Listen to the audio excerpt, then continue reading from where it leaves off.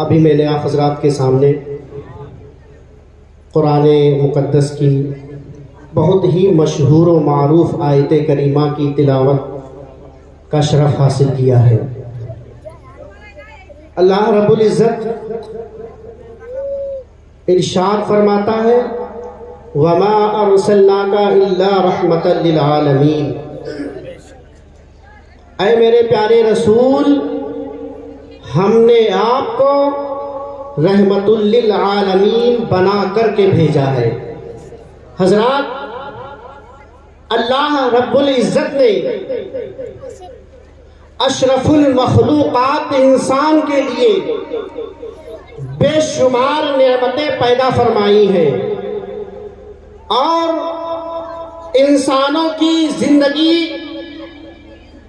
کے آرام کے لیے بے شمار نعمتیں پروردگار عالم نے پیدا فرمایا ہے۔ حضرات گرامی، آسمان سے یہ برستا ہوا پانی ہمارے اور آپ کے لیے بہت بڑی رحمت ہے۔ یہ ہوا ہمارے اور آپ کے لیے اللہ کی نعمت بھی ہے اور رحمت بھی ہے۔ یہ آگ ہمارے اور آپ کے لیے رحمت بھی ہے اور نعمت بھی ہے، مگر یہی پانی اگر آسمان سے برس کر کے ہمارے کھیتوں میں پہنچ جائے تو ہمارے سوکھے ہوئے کھیت لہلہا اٹھتے ہیں، خشک زمین تر ہو جاتی ہے۔ انسانوں کی زندگی کا دار و مدار پانی پر ہے۔ اگر پانی نہ ملے تو انسان موت کی تاریک وادیوں میں غرق ہو جائیں گے۔ حضرات گرامی، یہ پانی ہم اور آپ کے لیے رحمت ہے، مگر اگر یہی پانی سیلاب کا رخ اختیار کر لے، اگر باڑھ کی شکل میں آ جائے تو بڑے بڑے مکان بہہ جاتے ہیں، پیڑ پودے اکھڑ کر بہہ جاتے ہیں، چلے جاتے ہیں۔ تو پتہ یہ چلا اگر پانی ہمارے لیے رحمت ہے تو اس کا دوسرا پہلو یہ ہے کہ وہ ہمارے لیے زحمت بھی ہے۔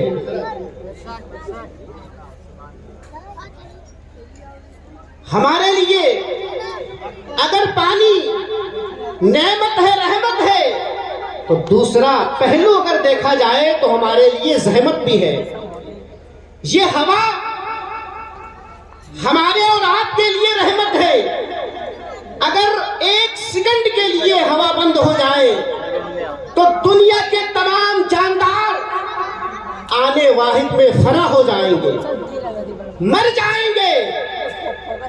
یہ ہوا ہمارے اور آپ کے لیے رحمت ہے، مگر یہی ہوا اگر طوفان کا رخ اختیار کر لے، اگر یہی ہوا آندھی بن کر کے چلے تو فلک پوش عمارتیں زمین بوس ہو جایا کرتی ہیں، اونچی اونچی عمارتیں زمین کے اندر ڈھیر بن جایا کرتی ہیں۔ میرے پیارے مسلمانوں، پتہ یہ چلا کہ اگر ہوا ہمارے لیے رحمت ہے تو ہمارے لیے زحمت بھی ہے۔ یہ آگ ہمارے لیے رحمت ہے جس سے ہم اور آپ حرارت حاصل کرتے ہیں۔ ہمارے گھر میں کھانا پکتا ہے، اگر آگ نہ ہو تو کچا کھانا منہ میں جائے گا، نہیں کھا سکتے ہیں۔ اللہ نے آگ کو پیدا فرمایا، اس سے ہم گرمی حاصل کریں، مگر اگر یہی آگ ہمارے مکانوں میں لگ جائے تو پھر یہ رحمت نہیں زحمت بن جایا کرتی ہے، پھر یہ آگ رحمت نہیں زحمت بن جاتی ہے۔ آگ اگر کچے مکان میں لگ جائے تو اسے راکھ کا ڈھیر بنا دیتی ہے۔ تو پتہ یہ چلا اگر آگ ہمارے لیے رحمت ہے تو اس کا دوسرا پہلو یہ ہے کہ ہمارے لیے زحمت بھی ہے۔ الغرض مسلمانوں، پروردگار عالم نے ہمارے اور آپ کے لیے جتنی بھی نعمتیں عطا فرمائی ہیں وہ ہمارے لیے اگر رحمت ہے تو ہمارے لیے زحمت بھی ہے۔ لیکن اے میرے پیارے مسلمانوں، آؤ میں آپ کو بتاؤں کہ اللہ تبارک و تعالیٰ نے ہم اور آپ کو ایک ایسی نعمت عطا فرمائی ہے، ایک ایسی نعمت عطا فرمائی ہے جو صرف اور صرف ہمارے لیے رحمت ہے۔ اس کے اندر کہیں زحمت کا سوال بھی نہیں پیدا ہوتا ہے۔ اس عظیم نعمت کے بارے میں اللہ تبارک و تعالیٰ نے ارشاد فرمایا ہے کہ اے لوگو، تم میری اس عظیم نعمت کا خوب ذکر کرو، اس کا چرچا کرو۔ وہ رحمت کون ہے؟ اللہ فرماتا ہے وَمَا أَرْسَلْنَاكَ إِلَّا رَحْمَةً لِلْعَالَمِينَ، اے لوگو، ہم نے تمہارے درمیان میں اپنا پیارا محبوب بھیجا ہے جو تمہارے لیے صرف رحمت ہی رحمت ہے، زحمت کا سوال ہی نہیں پیدا ہوتا ہے۔ اس رسول کا ذکر منانے کے لیے، سننے کے لیے اور ان کا میلاد منانے کے لیے آج ہم لوگ یہاں پر آئے ہوئے ہیں، اسی پیغمبر کی آمد پر خوشی منا رہے ہیں۔ حضرات گرامی، آؤ میں آپ کو بتاؤں کہ جب میرے آقا کی تشریف آوری نہیں ہوئی تھی، جب میرے آقا اس دنیا میں نہیں آئے تھے، تو اس وقت سرزمین عرب کا حال کیا تھا؟ سرزمین عرب کے اندر ظلم و ستم کی آندھیاں چل رہی تھی، جبر و استبداد کا ڈنکا بج رہا تھا، شرک کی آندھیاں چل رہی تھی، ظلم و ستم کے بازار گرم تھے، عورتیں سامان تجارت بن چکی تھی، بچی پیدا ہوتی تھی تو اسے زمین کے آغوش میں دفن کر دیا جاتا تھا، اسے زندہ دفن کر دیا جاتا تھا۔ لیکن جب میرے آقا اس دنیا میں آتے ہیں تو میرے آقا کی جلوہ گری ہوتی ہے، تو میرے آقا صلی اللہ تعالی علیہ وسلم نے فرمایا کہ اے لوگو، اب بیٹیاں زمین میں دفن نہیں ہوں گی، بلکہ یہ بیٹیاں گھروں کی زینت بنیں گی۔ یہ بیٹیاں دفن کرنے کی چیز نہیں ہے، بلکہ یہ تو عزت کی چیز ہے۔ بیٹیوں کو عزت دی جائے، ان کی پرورش کی جائے۔ حضرات، میرے آقا جب سرزمین عرب میں تشریف لاتے ہیں تو جو جاہل اور گوار قوم جنہیں جینے کا سلیقہ نہیں معلوم تھا، وہ جاہل اور گوار قوم کے رہبر و رہنما بن جایا کرتے۔ میرے آقا کی آمد کی برکت سے جنہیں زندگی جینے کا سلیقہ معلوم نہیں تھا، وہ لوگ رہبر و رہنما بن جایا کرتے ہیں۔ حضرات گرامی، میرے آقا صلی اللہ تعالی علیہ وسلم کی بزم محبت سجی ہوئی ہے، صحابہ کی انجمن لگی ہوئی ہے۔ میرے آقا اپنے کرم سے صحابہ کو فیضیاب کر رہے ہیں، میرے آقا اپنے کرم سے صحابہ کو فیضیاب فرما رہے ہیں۔ مگر آنے والے صحابہ کرام میں ایک صحابی رسول ہے جو بڑی خاموشی کے ساتھ آتے ہیں، چپکے سے بیٹھے رہتے ہیں، کچھ بولتے نہیں ہیں۔ ان کے چہرے سے ایسا محسوس ہوتا ہے کہ ان کے دل کے اندر کوئی بہت بڑا غم موجود ہے، ان کا چہرہ اداس ہے، ان کے لب پر مسکراہٹ نہیں ہے، ان کا چہرہ اداس ہے۔ وہ پریشانی کے عالم میں آتے ہیں، بیٹھے رہتے ہیں، واپس چلے جاتے ہیں۔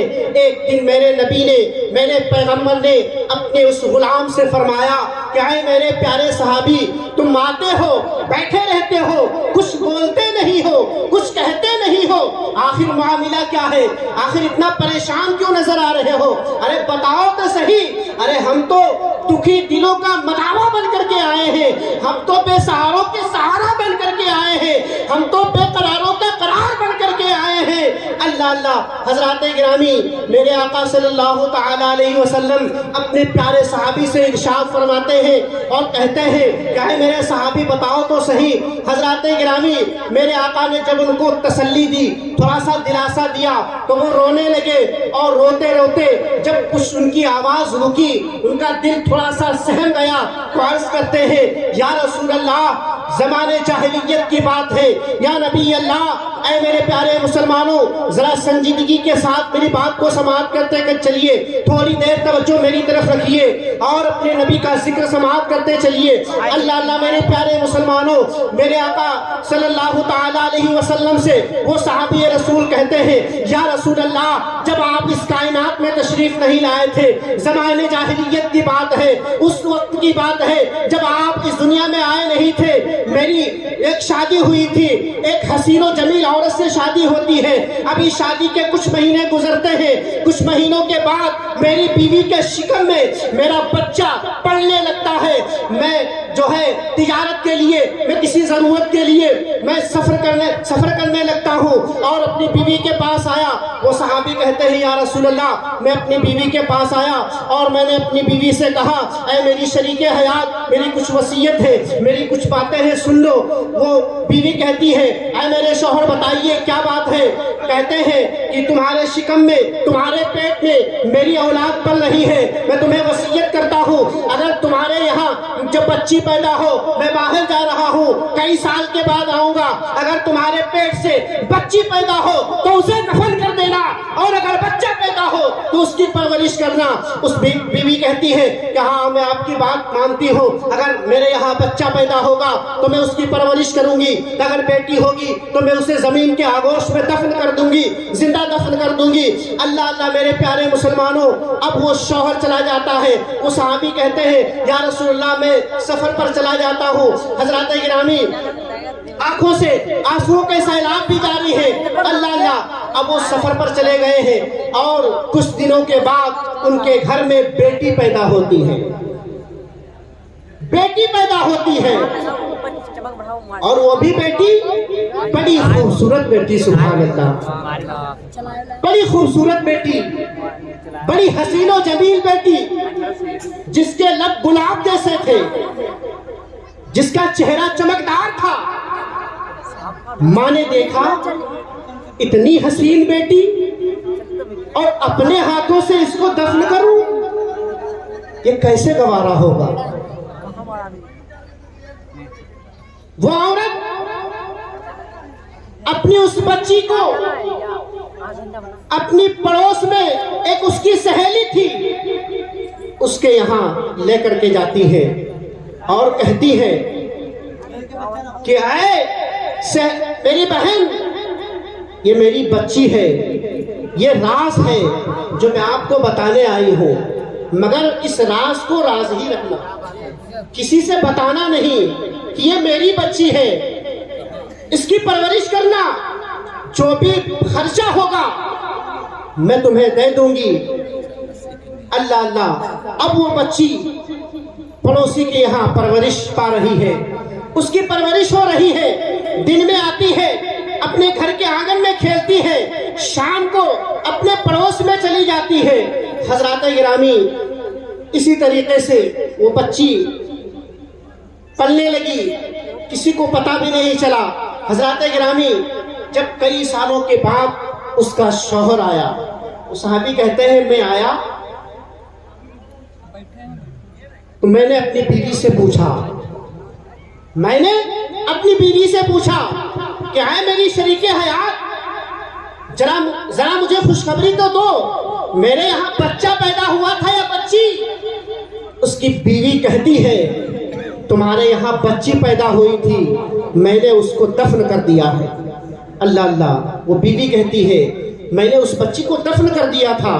حضرات گرامی مگر وہ تھکا ہوا تھا, شام کو سو جاتا ہے, صبح ہوتی ہے کیا دیکھتا ہے کہ ایک ننھی سی بچی ہے جو ان کے آنگن میں ٹہل رہی ہے. بڑی خوبصورت ہے.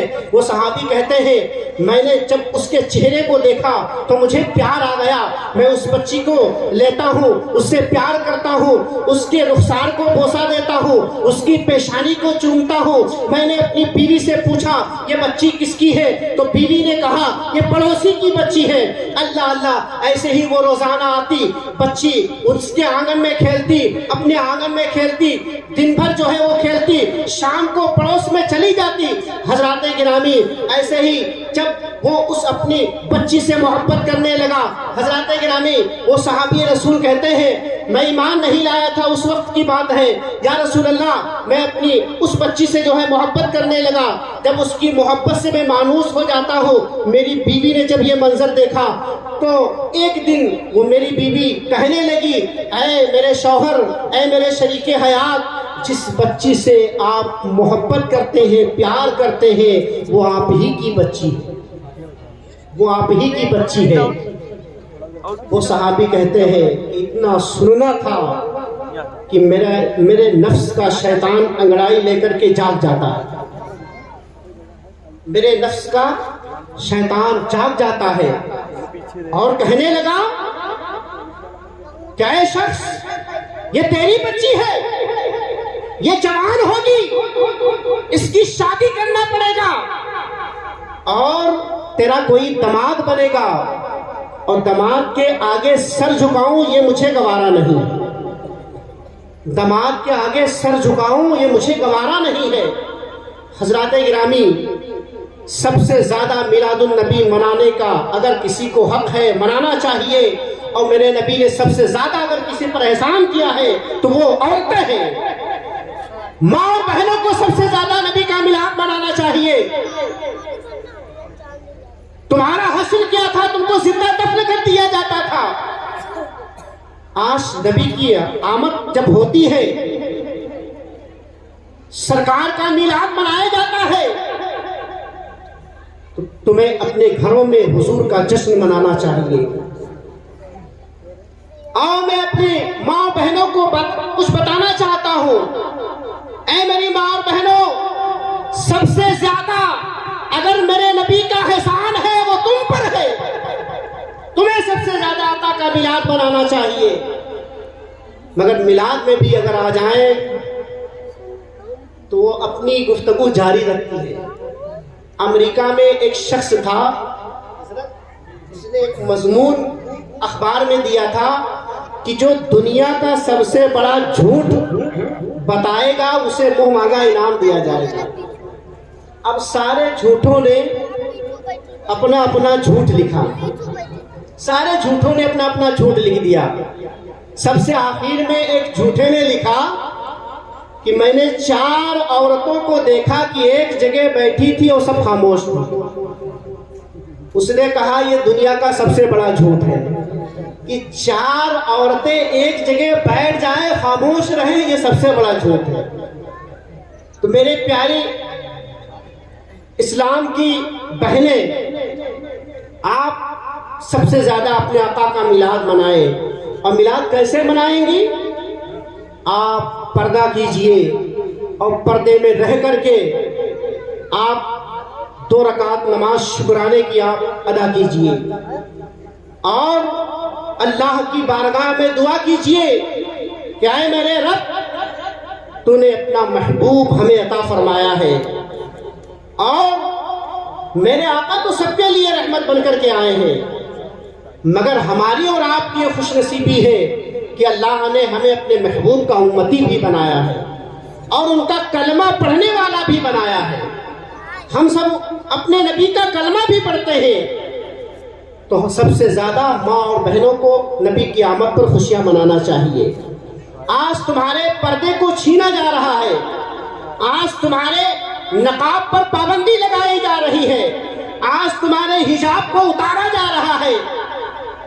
اے میری ماں اور بہنوں, آپ بھی ثابت کر دو کہ اے دنیا کے ظالم کتوں, اگر تم میرے پردے کو چھیننا چاہتے ہو تو آج سے ہم یہ عہد کرتے ہیں کہ ہم کبھی بے پردہ نہیں گھومیں گے. جواب دیجئے پردے سے ان کو کہ اگر تم پردے سے مجھے روک رہے ہو تو آج سے ہم با پردہ بازار میں جائیں گے. آج سے جب بھی ہم باہر نکلیں گی تو ہم بغیر پردے کے نہیں نکلیں گی. حضرات گرامی، تو ہماری ماں اور بہنوں کو سب سے زیادہ خوشی منانا چاہیے. حضرات، تو میں عرض یہ کر رہا تھا، وہ صحابی رسول کہتے ہیں یا رسول اللہ، آنکھوں سے آنسوؤں کا سیلاب بھی جاری ہے، رو بھی رہے ہیں، آپ بیتی بھی بیان کر رہے ہیں. حضرات گرامی، اللہ اللہ، وہ کہتے ہیں میرا نفس جاگ جاتا ہے، شیطان انگڑائی لے لیتا ہے، اور میں نے کہا کہ یہ میری بیٹی ہے، یہ بڑی ہوگی، اس کی شادی بھی کرنا پڑے گا، میرا داماد بنے گا، اس کے سامنے مجھے جھکنا بھی پڑے گا. اللہ اللہ، وہ کہتے ہیں کہ میرا نفس جب انگڑائی لیتا ہے تو میں نے فوراً اپنی بیٹی کو پکڑا، اس کے گریبان کو پکڑتے ہیں. اللہ اللہ، میرے پیارے مسلمانوں، پکڑنے کے بعد ہاتھ میں فاوڑا لیتے ہیں، ایک ہاتھ میں بیٹی کو پکڑتے ہیں اور کھینچنے لگتے ہیں. بیوی نے کہا یہ کیا کر رہے ہو؟ کہا مجھے گوارا نہیں ہے کہ میری کوئی بیٹی ہو اور میرا کوئی داماد بنے، سماج کے اندر میری کوئی عزت نہیں رہے گی، میں اسے دفن کرنے جا رہا ہوں. وہ بیوی منت و سماجت کرتی رہی، لیکن وہ نہیں مانے اور اپنی بیٹی کو پکڑتے ہیں، کھینچتے ہوئے ایک میدان میں لے کر کے جاتے ہیں. ایک ببول کے درخت کے سائے کے نیچے بچی کو بٹھا دیتے ہیں، اپنے ہاتھوں سے گڈھا کھودنے لگتے ہیں، گڈھا کھودتے جا رہے ہیں، گڈھا کھودتے جا رہے ہیں. حضرات گرامی، بچی جب دیکھتی ہے کہ میرے والد گڈھا کھود رہے ہیں اور ان کے جسم پر دھول پڑ رہی ہے تو اپنے ہاتھوں سے اس کو صاف بھی کر رہی ہے، پسینہ بھی پوچھ رہی ہے. اللہ اللہ، جب گڈھا مکمل ہو جاتا ہے تو وہ صحابی کہتے ہیں میں نے اپنی زندہ بچی کو پکڑا، اس کے گریبان کو پکڑتا ہوں اور اسی گڈھے میں ڈال دیتا ہوں. وہ بچی رونے لگی، بلکنے لگی کہ ابا جان یہ کیا کر رہے ہو، یہ میرے ساتھ کیا کر رہے ہو، مجھے زندہ کیوں دفن کر رہے ہو؟ اے ابا جان، میں آپ سے کچھ نہیں مانگوں گی،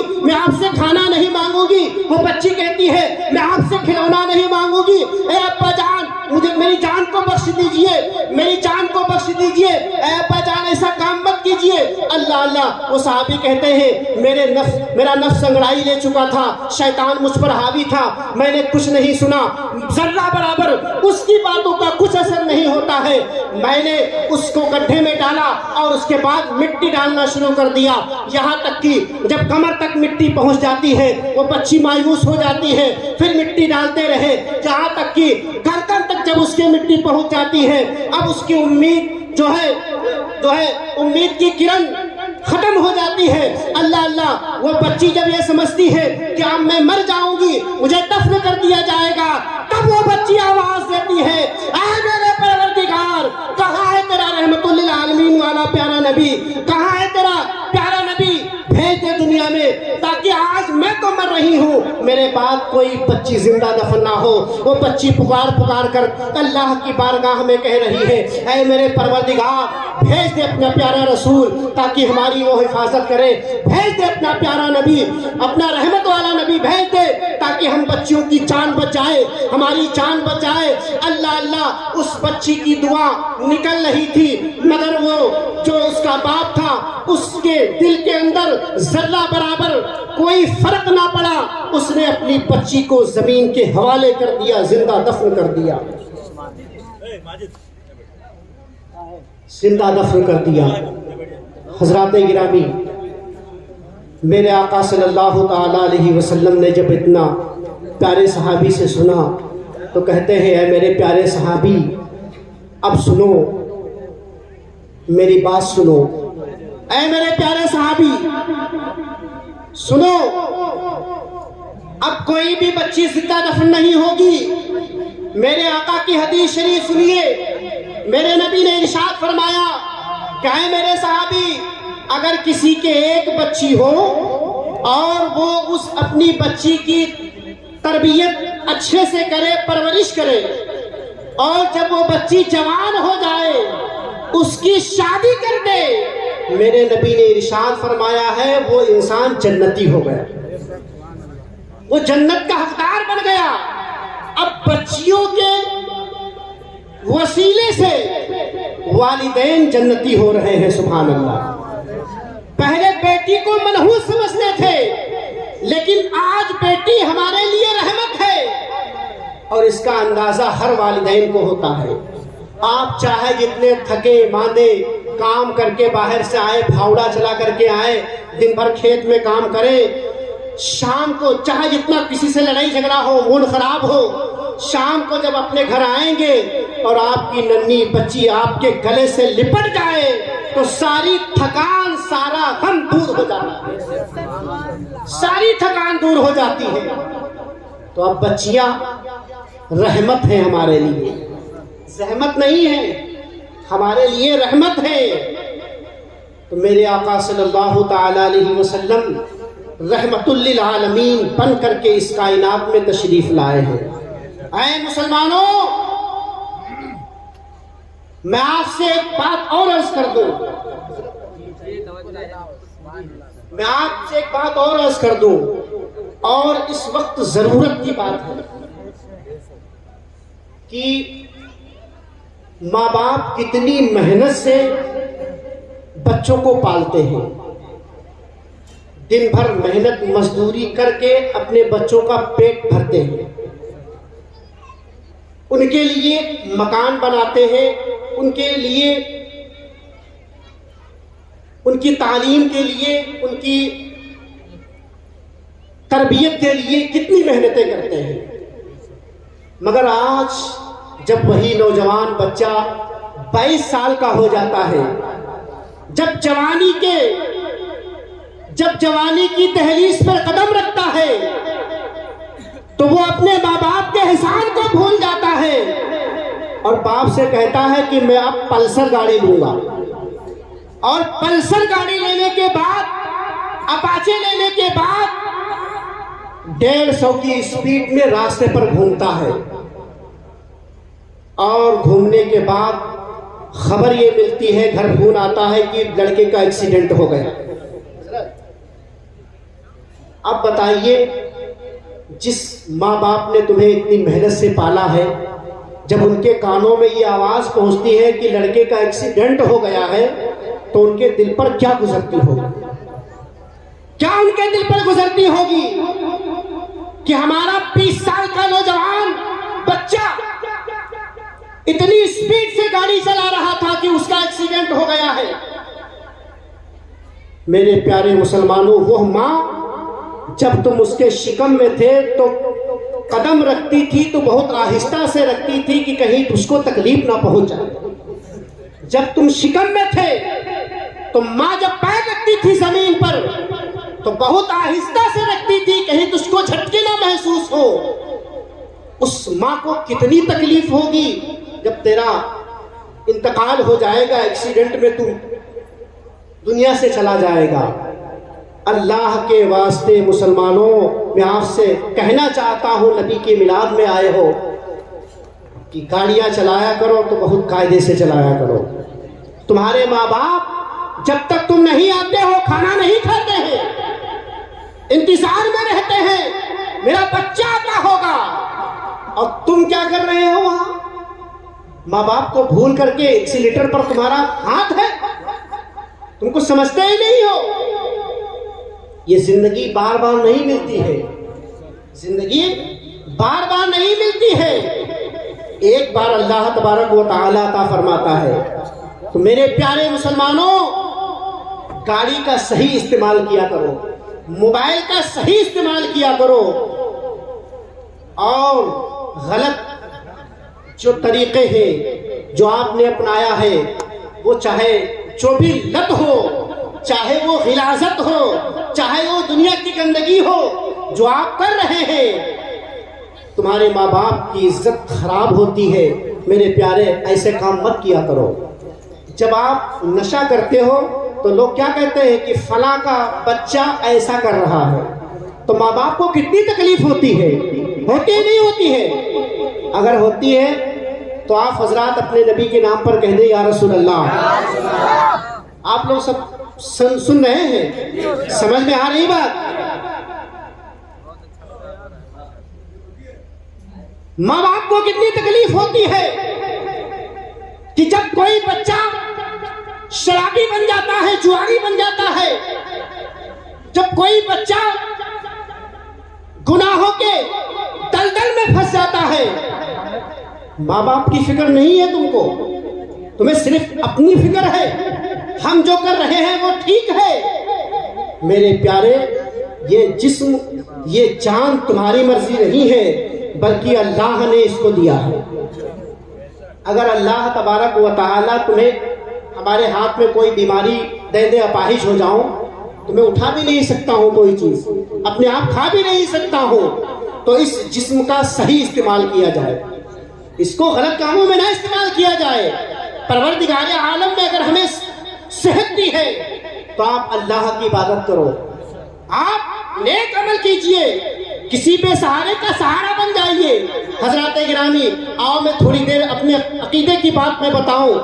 ऐ मेरे प्यारे मुसलमानों, आज इस दुनिया के अंदर कुछ बदअकीदे पैदा हो गए हैं जो ये कहते हैं माअज़ल्लाह नबी को किसी चीज का अख्तियार नहीं है, माअज़ल्लाह रब्बिल आलमीन नबी तो मरकर मिट्टी में मिल गए हैं। यहाँ तक कि जो है एक देवबंदियों का पेशवा है, मौलाना है, जिसका नाम खलील अहमद अम्बेडवी है, उसने अपनी किताब बराहीने कातिया के सफा नंबर 51 पर लिखा है कि रसूलुल्लाह को पीठ पीछे की खबर नहीं है। माज़ल्लाह, क्या लिखा है? पीठ पीछे की खबर नहीं है। तो इसका मतलब ये है कि मरोचा में हम मिलाद मना रहे हैं तो नबी नहीं देख रहे हैं? तो पीठ पीछे की खबर नहीं है तो इतनी दूर कैसे देखेंगे? हदीस शरीफ में है कि मेरे आका सल्लल्लाहु अलैहि वसल्लम जैसे आगे देखते थे वैसे पीछे ही देखते थे। सुभान अल्लाह बोलिए। मैं अपने आका की अजमत बयान कर रहा हूँ, शान बयान कर रहा हूँ कि मेरे नबी, हम और आप सिर्फ सामने देखते हैं, पीछे नहीं देखते हैं। मेरे नबी की शान ये है कि मेरे नबी जैसे आगे देखते हैं वैसे पीछे भी देखते हैं। पीछे क्या हो रहा है सब जानते हैं। आज मरौचा में ये जश्न हो रहा है, मेरे नबी अपनी कब्र अनवर से हम और आपको देख रहे हैं, मुलाहिजा फरमा रहे हैं, पहचान भी रहे हैं। इसकी पहचान तो क़यामत में हमें पता चलेगी जब कब्र में आएंगे, मेरे आका कहेंगे ये तो मेरा गुलाम था, मरौचा की सरजमीन पर ये मेरी मिलाद मना रहा था, मेरा नाम ले रहा था, मेरा जश्न मना रहा था। उस वक्त पता चलेगी। बदअकीदों को अभी क्या मालूम है, मरने के बाद कब्र में जाओगे तब पता चलेगा। हजरात गिरामी, तो ऐसे लोगों को मैं एक हदीस शरीफ, उसके बाद इंशाअल्लाह मैं हट जाऊंगा। एक हदीस शरीफ, इस हदीस शरीफ को हजरत अल्लामा आरिफ रूमी रहमतुल्लाह ताला अलैह ने अपनी मशहूर ज़माना किताब मसनवी शरीफ के अंदर नकल फरमाया है। एक जंग के मौके पर आकाए मदीना सल्लल्लाहु ताला अलैहि वसल्लम की जमात में पानी खत्म हो जाता है, फौज में पानी खत्म हो जाता है। सहाबाए किराम आका की बारगाह में आने कहने लगे, या रसूल अल्लाह, हमारे पास पानी जो था वो खत्म हो गया है। हजरात, ये सहाबी का अकीदा है, मेरे मुस्तफ़ा से जो मांगोगे वो अता करेंगे, पानी मांगोगे वो अता करेंगे, इल्म मांगोगे मेरे नबी इल्म अता करेंगे, दौलत मांगोगे मेरे नबी दौलत देंगे, जन्नत मांगोगे मेरे नबी तुम्हें जन्नत अता करेंगे। हजरात गिरामी, वो सहाबी हैं, कहते हैं या रसूल अल्लाह, हमारे पास पानी नहीं रह गया है, आप इंतजाम फरमा दें। मेरे आका इरशाद फरमाते हैं, क्या है मेरे सहाबी सुनो, हजरत अली कहाँ है, बुलाओ। हजरत अली के कानों तक जब ये आवाज पहुंचती है तो हजरत अली दौड़ते हुए आकाए दो जहां सरवरे अंबिया सल्लल्लाहु अलैहि वसल्लम की खिदमत में हाजिर होते हैं। अर्ज करते हैं, फिदा का उम्मी व अबी या रसूल अल्लाह, मेरे माँ बाप आप पर कुर्बान हो जाएं, या रसूल अल्लाह हुक्म दीजिए, गुलाम हाजिर है। मेरे नबी ने इरशाद फरमाया कि ऐ अली, ये जो पहाड़ देख रहे हो? कहा हाँ या रसूल अल्लाह, मैं देख रहा हूँ पहाड़। फरमाते हैं कि उस पहाड़ के पीछे एक हबशी गुलाम है जो अपने ऊंट पर सवार है, काला गुलाम है, पानी का मशकीज़ा भी मेरे नबी देख रहे हैं, उसके ऊंट पर पानी का मशकीज़ा है और वो अपने आका के पास जा रहा है।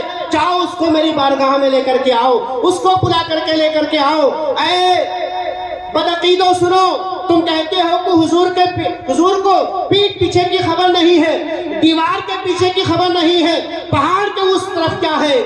मेरे आका इरशाद फरमा रहे हैं कि अली जाओ, एक हबशी गुलाम है, ऊंट पर सवार है, पानी का मशकीज़ा लेकर के जा रहा है, उसको मेरे पास लेकर के आओ। हजरत अली फरमाते हैं, ये नहीं पूछा कि या रसूलल्लाह आपने कैसे देख लिया? नहीं, ये सहाबी थे, उनका अकीदा था कि हुजूर की ज़बान अक़दस से जो निकल जाता है वही होता है। हजरत अली तशरीफ ले जाते हैं, पहाड़ के उस तरफ जाते हैं। क्या देखा? جو منظر میرے نبی نے بتایا تھا وہی منظر نگاہوں کے سامنے ہے. بولیے جو منظر میرے نبی نے بتایا تھا وہی نگاہوں کے سامنے ہے. ایک اونٹ جا رہا ہے, اس پر ایک حبشی ہے, سوار ہے, پانی کا مشکیزہ ہے. حضرت علی اس کے قریب جاتے ہیں اور فرماتے ہیں کہ اے حبشی غلام, چل تجھے میرے آقا نے بلایا ہے. سبحان اللہ بولیے. چل تجھے میرے آقا نے بلایا ہے. وہ حبشی کہنے لگا میں تمہارے آقا کو نہیں جانتا ہوں, میں تو اپنے آقا کا غلام ہوں, میں اپنے آقا کا غلام ہوں. میں جس کا غلام ہوں اس نے مجھے پانی لانے پر مقرر کر دیا ہے, میری ڈیوٹی لگا دیا ہے. میں پانی لے کر کے آتا ہوں, اپنے آقا کی بارگاہ میں پیش کر دیتا ہوں. حضرت علی رضی اللہ تعالیٰ عنہ مولائے کائنات نے اس حبشی غلام کا ہاتھ پکڑا اور ہاتھ پکڑنے کے بعد فرماتے ہیں کہ چل میرے ساتھ میں. حضرات گرامی, آپ کو معلوم ہوگا کہ حضرت علی کا وہ ہاتھ جو خیبر کے قلعے کو اکھاڑ کر کے پھینک دیتا ہے, اس میں کتنی طاقت ہوگی. جو فاتح خیبر ہے, باب خیبر کو اکھاڑ کر کے پھینک دیتے ہیں. اب اس کی کیا ہمت تھی کہ علی جس کو پکڑ لے وہ چھڑا لے. حضرت علی نے اس کو پکڑا. پکڑنے کے بعد آقا کریم صلی اللہ علیہ وسلم کی بارگاہ میں لے کر کے آتے ہیں, اور جیسے ہی اس حبشی غلام کی نظر میرے نبی کے چہرے مبارک پر پڑتی ہے, وہ سارے جیسے ہی نورانی چہرہ اس کی نگاہوں کے سامنے پہنچا, وہ دنیا کی ساری چیزیں بھول جاتا ہے اور بس اسی چہرے کو دیکھنے لگتا ہے. سبحان اللہ, اسی نورانی چہرے کو دیکھنے لگتا ہے. آنکھیں ٹک گئی. کسی شاعر نے کہا کہ آنکھوں آنکھوں میں اشارے ہو گئے, آنکھوں آنکھوں میں اشارے ہو گئے. ارے ہم تمہارے تم ہمارے ہو گئے, ہم تمہارے تم ہمارے ہو گئے. اللہ اللہ میرے پیارے مسلمانوں, میرے آقا نے فرمایا کہ اے حبشی اپنا مشکیزہ لے کر کے آؤ. اس کے مشکیزے میں جو پانی تھا میرے آقا نے اس کو تقسیم فرمانا شروع کر دیا. بولیے سبحان اللہ, محبت سے بولیے سبحان اللہ. میرے آقا نے اس کے مشکیزے سے پانی کو تقسیم کرنا شروع کر دیا.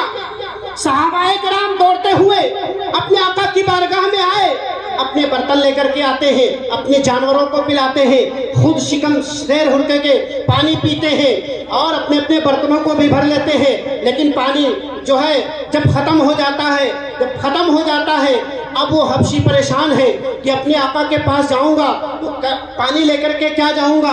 اللہ اللہ, میرے نبی نے ارشاد فرمایا کہ اے حبشی غلام تجھے پریشان ہونے کی ضرورت نہیں ہے, میرے قریب آ جا, اپنا برتن لے کر کے آ.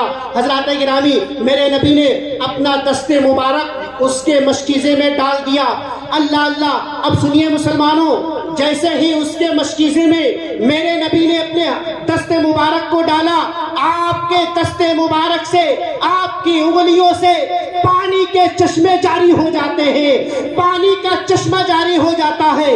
میرے امام اعلیٰ حضرت عظیم البرکت مجدد دین و ملت امام احمد رضا خان فاضل بریلوی رضی اللہ تعالیٰ عنہ فرماتے ہیں, انگلیاں ہیں فیض پر ٹوٹے ہیں پیاسے جھوم کر, انگلیاں ہیں فیض پر ٹوٹے ہیں پیاسے جھوم کر, ندیاں پنج آب رحمت کی ہے جاری واہ واہ, ندیاں پنج آب رحمت کی ہے جاری واہ واہ.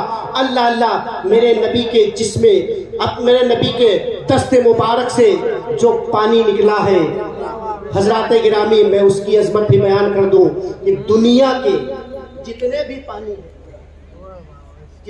پانی ہے, یہاں تک کہ آب زمزم بھی ہے, جتنے بھی پانی ہے, سارے پانیوں میں سب سے افضل, سب سے اعلیٰ اگر کوئی پانی ہے تو وہ پانی ہے جو میرے نبی کی انگلیوں سے جاری ہوا. آب زمزم سے بھی بہتر وہ پانی ہے جو میرے نبی کے دست مبارک سے جاری ہوا تھا.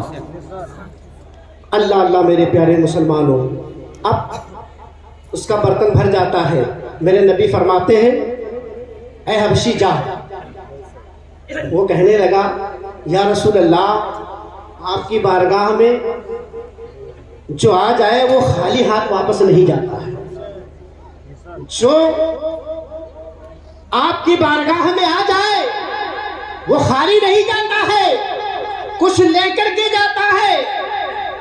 یا رسول اللہ اب میں خالی نہیں جاؤں گا، اب مجھے ایمان کی دولت سے مالا مال کر دیجئے، سبحان اللہ، اب مجھے کلمہ پڑھا دیجئے۔ حضرات گرامی اس حبشی غلام نے کلمہ پڑھا، اسلام میں داخل ہو جاتا ہے، آقا کا غلام بن جاتا ہے۔ حضرات گرامی میرے آقا کا دریائے کرم جوش میں آ جاتا ہے۔ میرے نبی نے ارشاد فرمایا کہ اے میرے پیارے صحابی، اے میرے پیارے صحابی، آج تیرے نبی کا دریائے کرم جوش پر ہے، جو مانگنا چاہتا ہے مانگ لے، جو مانگنا چاہتا ہے مانگ لے۔ اللہ اللہ، وہ صحابی کہتے ہیں یا رسول اللہ مجھے دولت کی ضرورت نہیں ہے، مجھے مال کی ضرورت نہیں ہے، جب آپ مل گئے ہیں تو مجھے سب کچھ مل گیا ہے، جب آپ مل گئے ہیں تو مجھے سب کچھ مل گیا ہے۔ یا رسول اللہ اگر آپ دینا ہی چاہتے ہیں، جب آپ نے مجھے اپنا غلام ہی بنا لیا ہے تو یا رسول اللہ میں کالا ہوں گورا بنا دو، سبحان اللہ، میں کالا ہوں گورا بنا دو۔ اللہ اللہ، میرے نبی نے اپنی چادر مبارک کو اٹھایا اور اس کے سر پر ڈال دیا، اس کے سر پر ڈال دیا۔ میرے نبی نے دعا فرمائی۔ اب جب جیسے ہی وہ چادر اس کے چہرے سے ہٹاتے ہیں تو اب جو کالا تھا وہ گورا ہو گیا، سبحان اللہ، بولیے سبحان اللہ۔ جو کالا تھا وہ گورا ہو گیا، جس کا چہرہ لوگ دیکھتے تھے تو اپنے چہرے کو پھیل لیتے تھے، اب وہی چہرہ چمکنے لگتا ہے، اس کے گلاب جیسے ہونٹ ہو جاتے ہیں۔ حضرات گرامی اب وہ حبشی جو تھا اس کا چہرہ چمکنے لگتا ہے۔